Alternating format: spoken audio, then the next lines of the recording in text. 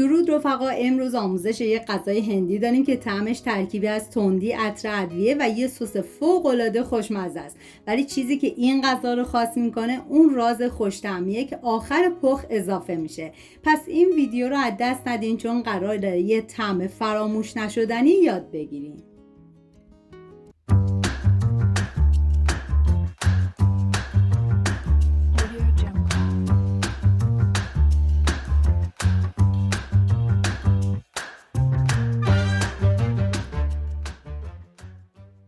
نیاز به مرغ داریم که شما میتونید یا از ران مرغ استفاده کنید یا از سینه. من از 700 گرم ران مرغ استفاده کردم. طبق ویدیو خورد کنید. این غذا برای 4 نفر در نظر گرفته شده. شما بر اساس تعداد نفرات موادو کم یا زیاد کنید. و اینکه به نظر من اگه از ران مرغ برای این غذا استفاده بشه خیلی لذیذتره. نیاز به زنجبیل تازه داریم که رنده شدهش با 2 قاشق غذاخوری باشه که 1 قاشق غذاخوری برای یک مرحله است و 1 قاشق غذاخوری برای مرحله بعد استفاده میشه. بعد از اینکه مرغ‌ها رو خورد کردم ریختم داخل یه ظرف. 5 قاشق غذاخوری ماست بهش اضافه میکنم که شما از هر نوع ماستی که دوست داشتین میتونین استفاده کنید. و 1 قاشق غذاخوری زنجبیل رنده شده و مقداری پودر سیر. یا میتونی حتی از سیر تازه رنده شده هم استفاده کنی که دیگه کاملا سلیقه‌ای. 1 قاشق غذاخوری ادویه گرام ماسالا. اگر ادویه گرام ماسالا در دسترس نداشتین میتونین جایگزین ترکیبی از ادویه کاری، فلفل سیاه و دارچین استفاده کنید. مقداری نمک و پاپریکا میریزم و آب 1 عدد لیمو ترش تازه رو میگیرم به مرغ اضافه میکنم. بعد همه مواد رو با هم دیگه مخلوط میکنم. سرفون میپیچم به مدت 1 ساعت میذارم داخل یخچال تا مزه ها کاملا به خورده هم برن. و من اندازه ها رو هم در طول ویدیو میگم هم داخل دیسکریپشن نوشتم.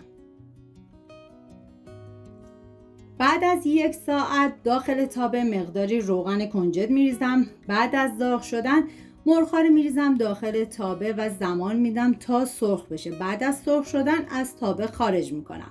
این غذا هر لقمش یه ترکیب فوق‌العاده از تندی ملایم، عطر خاص و بافت نرم و آبدار. امکان نداره بعد از یه بار امتحان کردن دوباره هوسش نکنید. مرغ‌ها رو بعد از سرخ شدن از تابه خارج میکنم.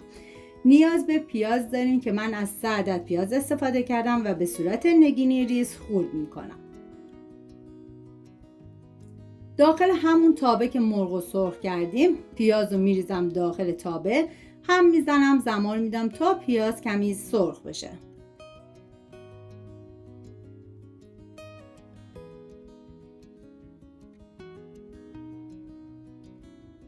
و 1 قاشق غذاخوری زنجبیل رنده شده رو توی این مرحله به پیاز اضافه میکنم، هم میزنم و میذارم یه تفته مختصر بخوره. و ادویه گرام ماسالا و پودر سیر هم میذارم ادویه ها تف بخورن، عطر ادویه ها آزاد بشه.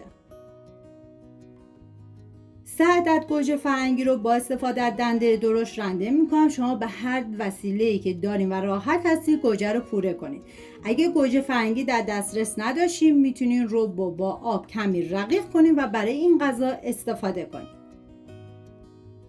بعد از رنده کردن به پیاز اضافه میکنم، هم میزنم و میذارم به مدت 1 دقیقه تف بخوره.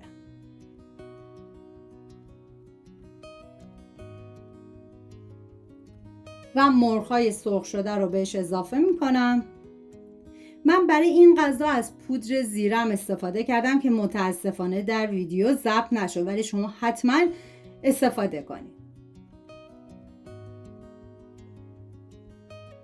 و حالا 6 قاشق غذاخوری خامه رو با آب رقیق میکنم و به مرغ اضافه میکنم و میذارم به مدت نیم ساعت بپزه. هم میزنم تا همه مواد با هم دیگه مخلوط بشن و اینکه این غذا اصلا نیازی به آب نداره.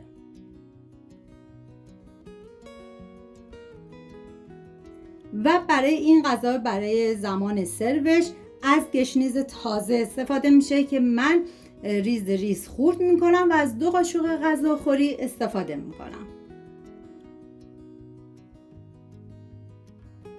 اگر از این غذای خوشمزه هندی خوشتون اومده حتما ویدیو رو لایک و کانال رو سابسکرایب کنید تا هر هفته با یک غذای خاص و خوش‌طعم کنار هم آشپزی کنیم. امیدوارم درست کنیم و در کنار خانواده از خوردنش لذت ببرید. منتظر نظرات قشنگتونم هستم. سپاس از همراهی همیشگیتون. تا درودی دیگر، بدرود.